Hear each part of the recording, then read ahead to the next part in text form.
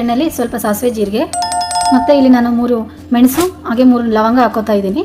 ಹಾಗೆ ಸ್ವಲ್ಪ ಕರಿಬೇವು, ಸಣ್ಣಗೆ ಕಟ್ ಮಾಡ್ಕೊಂಡಿರೋ ಮೆಣಸಿನ್ಕಾಯಿ ಹಾಕೊಂಡು ಚೆನ್ನಾಗಿ ಮಿಕ್ಸ್ ಮಾಡ್ಕೊತಾ ಇದ್ದೀನಿ.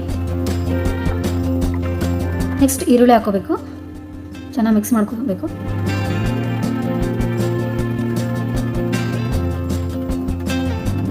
ಸ್ವಲ್ಪ ಕೊದ್ಮೇಲೆ ಟೊಮೆಟೊನ ಆ್ಯಡ್ ಮಾಡ್ಕೊತಾ ಇದ್ದೀನಿ. ಹಾಗೆ ಸ್ವಲ್ಪ ಕೊತ್ತಂಬರಿ ಚೆನ್ನಾಗಿ ಮಿಕ್ಸ್ ಮಾಡಿಕೊಂಡು 2 ನಿಮಿಷ ಕುದಿಯೋಕ್ಕೆ ಬಿಡಬೇಕು.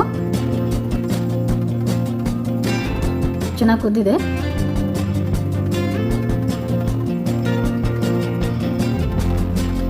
ಈಗ ಒಂದು ಸ್ವಲ್ಪ ಅರಿಶಿನ ಪುಡಿ ಹಾಕೋತಾ ಇದ್ದೀನಿ.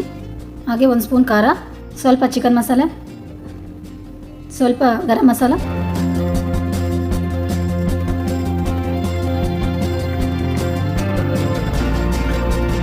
ರುಚಿಗೆ ತಕ್ಕಷ್ಟು ಉಪ್ಪು, ಹಾಗೆ ಮಿಕ್ಸಿ ಹಾಕೊಂಡಿರೋಂಥ ಮಸಾಲೆ ಐಟಮ್ ಹಾಕೋಬೇಕು.